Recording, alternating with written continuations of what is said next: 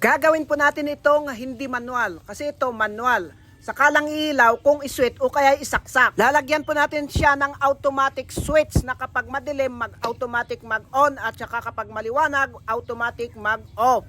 At ito lamang po ang ilalagay natin na yung ilinalagay ng mga electrician engineering sa street light sa highway. Bale, binili lamang po natin ito ng halagang 80 pesos lamang. Ito po yung pangalan niya, no?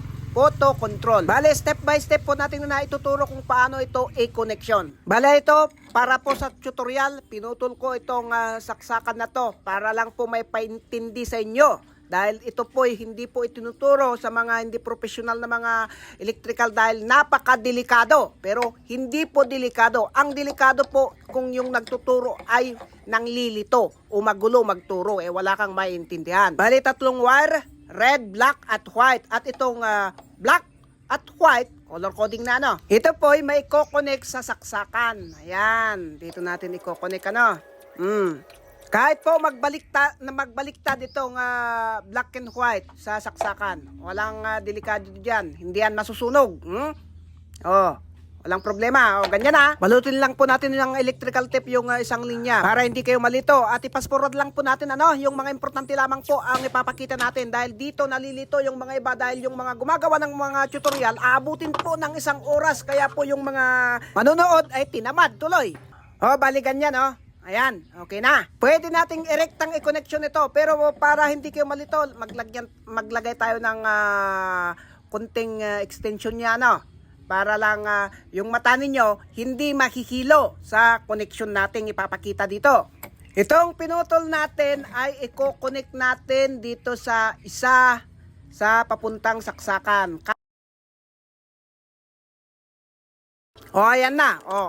Itong red at saka puti ang papunta dito sa ilaw. Kahit ilang ilaw pa yan, pwedeng i-series. Bali yan ganito. Malinaw na. Hindi na yan nakakalito. At i-connect na natin itong pula. Papunta dito sa ilaw.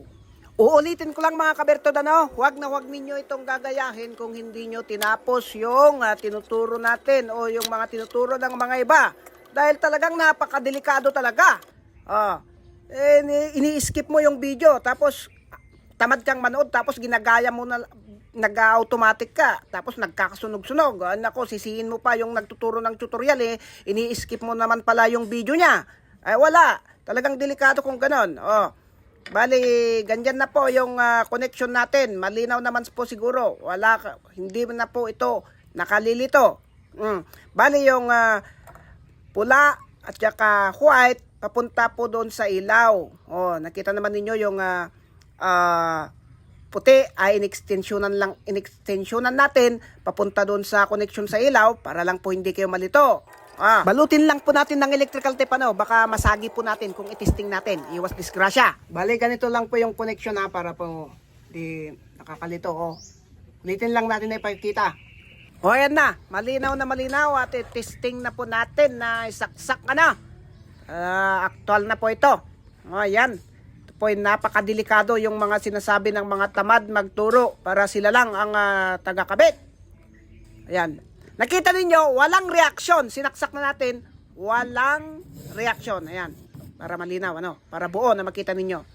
Ayan. Talagang hindi yan iilaw kasi nga sakalang iilaw kapag madilim. Hindi naman madilim, tapalan po lang po natin itong automatic switch niya o sensor switch para naman makahagilap ng dilim. Hintayin lang natin, balutin lang po natin na ganyan. Yan, sakalang iilaw. Ganyan lang po kasimple. At para naman mag-automatic off, tanggalin natin ito. Kapag makahagilap ito ng liwanag, mag-automatic off. Ayan, balik natin ulit. Mag-automatic switch yan. Yan. Ayan. Bali, yan lamang po ang pinakasimpleng pag-connection ng ganitong automatic switch para hindi na manual na i-switch. Kung nagustuhan ninyo yung mga ganitong videos ay mag-iwan lang kayo ng bakas para suportahan yung mga ganitong content o videos para ganito po ang gagawin nating videos. Dahil kung ano po ang gusto ng karamihan, ayun po ang gagawin natin. Ulit ko po, yung gusto lang po ng karamihan ang ginagawa nating mga videos.